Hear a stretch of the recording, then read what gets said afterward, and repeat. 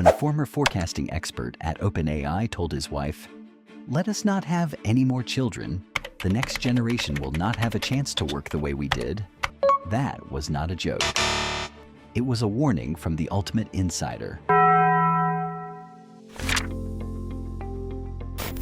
Hello everyone, I am the PhD.Cat.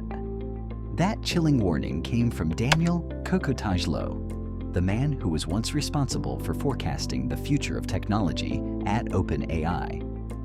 Many might hear this and brush it off, thinking he is just being overly sensitive or dramatic. But if we look at this warning alongside a reality quietly happening globally, the bigger picture will make anyone stop in their tracks.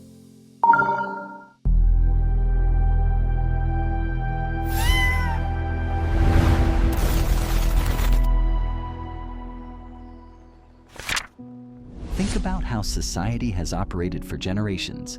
Millions of parents worldwide still work tirelessly to invest massive financial resources into getting their children a university degree, something traditionally seen as the golden ticket guaranteeing a stable future. But reality is throwing cold water on that conventional mindset.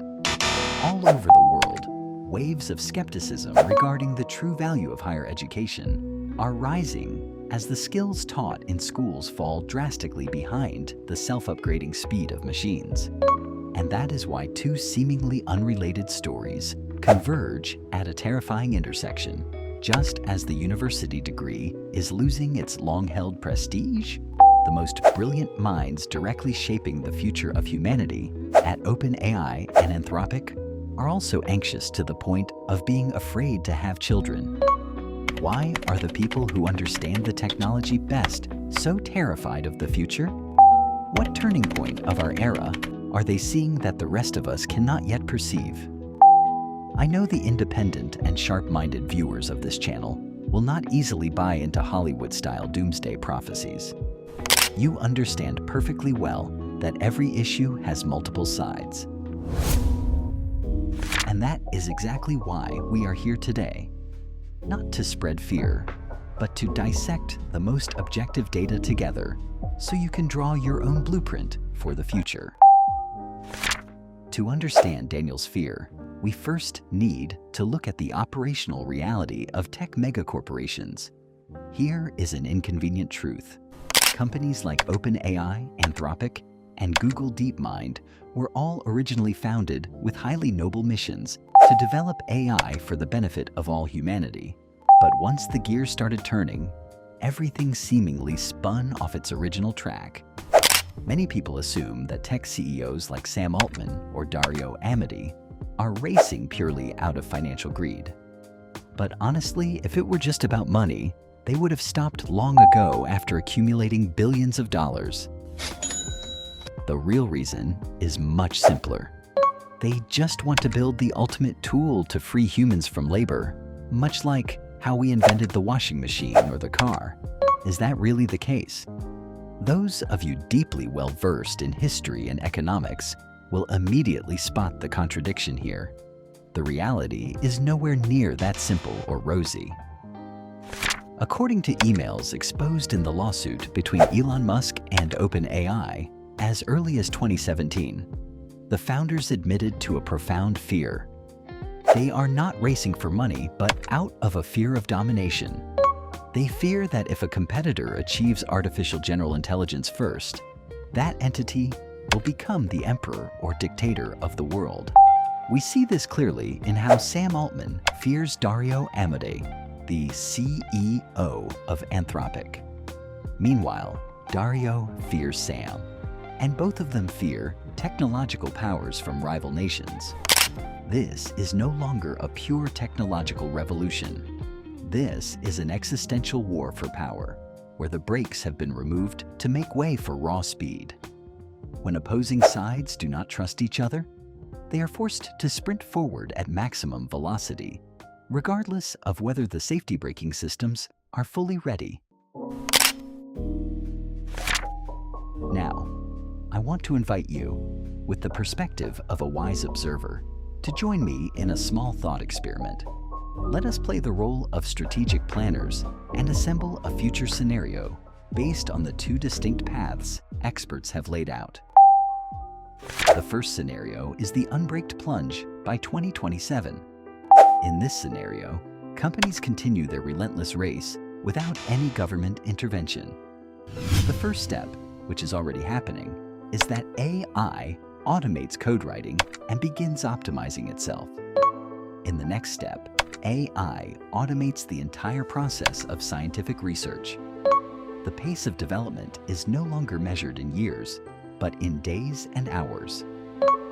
Finally, when achieving artificial general intelligence and superintelligence, AI will become smarter than humans in every single metric, operating continuously 24/7 at a cost millions of times cheaper. If you held this technology in your hands, what would you do? Would you share it with your rival for collective growth? Or would you use it to capture the entire global market?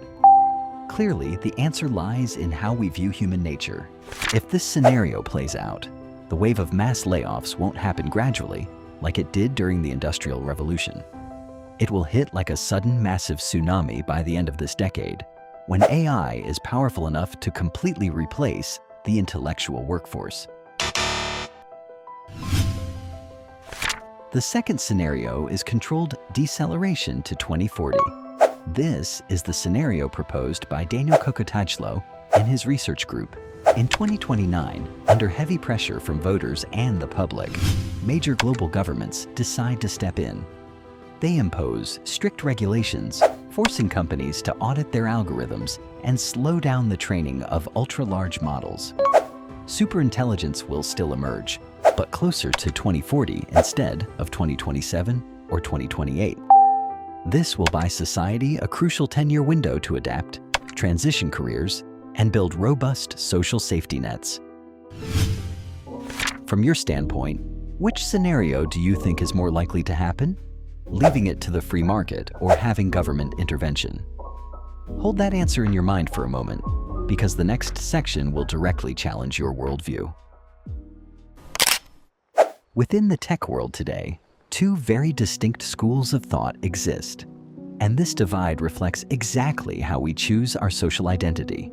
The first is the optimistic school, represented by figures like Mark Zuckerberg or Sam Altman. They believe AI will usher in an age of abundance, a world where energy, healthcare, and education are essentially free, and humans no longer need to work to survive.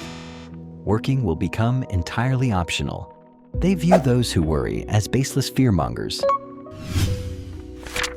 The second is the pragmatic school, represented by Geoffrey Hinton, who is widely considered the godfather of modern AI, or Daniel Kokotajlo himself. They do not deny the benefits of AI, but they pose a fundamental philosophical question. In biological history, has a less intelligent species ever sustainably controlled a species that is millions of times smarter than it?